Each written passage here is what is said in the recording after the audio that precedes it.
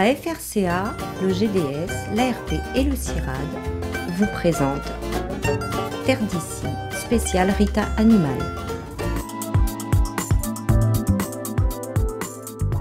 C'est un projet innovant, porté dans le cadre du Rita Animal, le réseau d'innovation et de transfert agricole, par la Cicalée en partenariat avec l'ARP, l'Association réunionnaise de pastoralisme, et le CIRAD.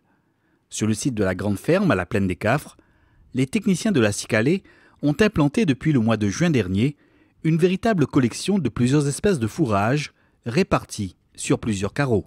Donc on a fait 24 carreaux, 3 x 8, 8 carreaux qui sont des espèces pures, régras anglais, régras d'Italie, du dactyle, de la fétuque, de la fléole.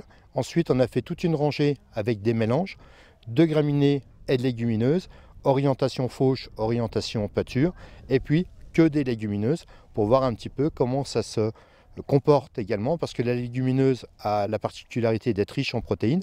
Par contre, c'est de voir un petit peu ses rendements et de voir après une première coupe ce que ça peut donner. Donc voilà, c'est pour ça qu'on a mis les 3 espèces ou des mélanges qui sont différents pour vraiment se rendre compte.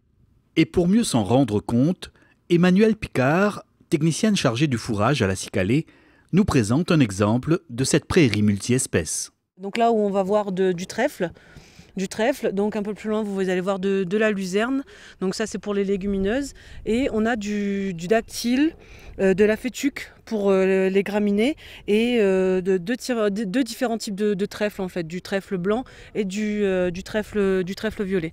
Donc c'est un exemple typique de prairies multi-espèces vers lesquelles on veut aller chez nos éleveurs.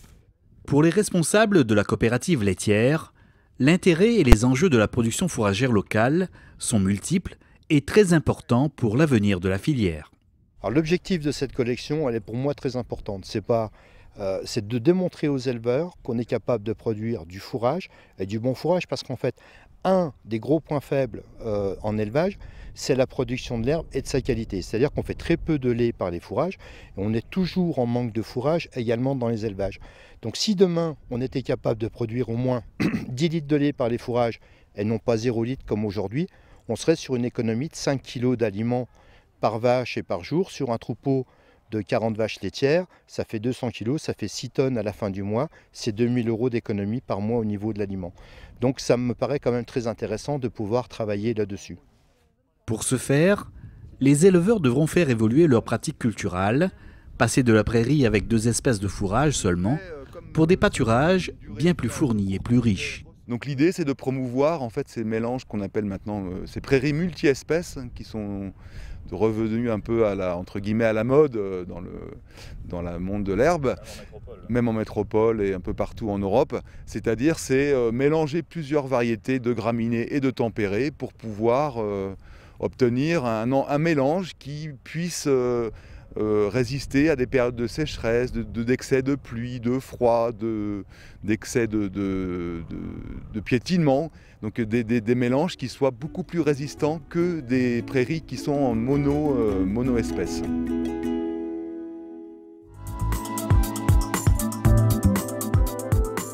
Mise en place depuis quelques mois sur le site de la ferme de la Cicalée, à la Plaine des Cafres, cette collection fourragère, unique pour l'instant sur l'île, est désormais bien développée. Donc oui, donc on a plein de carrés verts. Donc sur les 5 premières parcelles, on a voulu montrer quand même aux éleveurs donc les graminées pures, donc qu'ils retrouvent régulièrement dans leurs prairies. Donc on a 3 régras, un dactyle et une fétuque. Et ensuite on a 11 carrés de mélange. Donc les 3 derniers carrés là et les magnifiques carrés que vous avez derrière moi dans la deuxième colonne, ce sont des carrés de mélange. Donc avec de différentes espèces des multi-espèces toujours, qui vont de 3 jusqu'à 8 variétés différentes dans chaque carré. Et on a donc juste derrière un carré essentiellement de mélange de légumineuses. Donc c'est pas forcément un conseil qu'on portera nous aux éleveurs, mais on veut leur montrer ce qui est possible, ce qui existe et les interactions qui existent avec les différentes espèces. Déjà connues et mises en place par ailleurs, mais encore trop rares à La Réunion, les prairies multi-espèces offrent cependant de nombreux avantages. Donc il y a des interactions entre les graminées et les légumineuses qui font que les rendements sont plus élevés sur une prairie de ce type-là. Donc les légumineuses vont apporter énormément d'azote aux graminées et donc les rendements vont être bien plus élevés. En mélangeant des légumineuses avec des graminées, donc on va d'une part augmenter les volumes, les rendements, parce que la légumineuse va apporter de l'azote à la graminée, et surtout la légumineuse va apporter des protéines. Donc on se retrouve avec des mélanges beaucoup plus riches en protéines, donc avec un meilleur apport nutritionnel pour les vaches laitières et allaitantes. L'adoption de ces nouvelles pratiques culturales par les éleveurs devrait leur permettre de gagner aussi bien au niveau du rendement que de la qualité du fourrage. Nos éleveurs, ils sont tous limités, je dirais, en surface.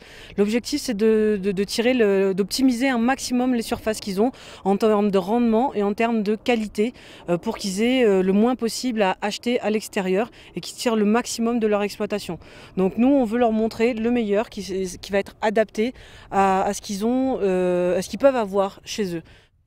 L'idée, alors on ne va pas reproduire un tel dispositif avec 24 carrés, mais ce serait de faire dans les Hauts de l'Ouest, alors 3 bassins ou la chaloupe, d'avoir peut-être une dizaine de carrés aussi de mélange, et ainsi qu'à la plaine des Palmistes où on souhaiterait aussi implanter quelques mélanges donc dans des contextes climatiques complètement différents.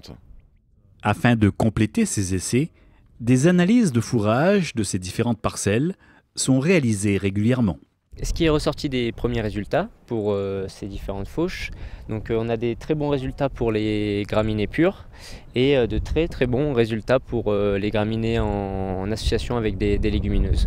Donc des valeurs alimentaires qui sont encore plus intéressantes chez les graminées en association avec des légumineuses. On a prévu donc maintenant que c'est implanté d'avoir une grosse journée, et d'ailleurs je lance un peu l'invitation dès maintenant, une journée qui se passera fin février, début mars, où on aura le fournisseur de semences qui est un expert, qui viendra faire des diagnostics, expliquer les différents mélanges et leur potentiel. On aura un nouveau semoir qui va arriver pour faire des semis directs. Il est sur le conteneur et est en train d'arriver vers nous. On fera des démonstrations et on fera aussi des démonstrations de récolte et de production de fourrage.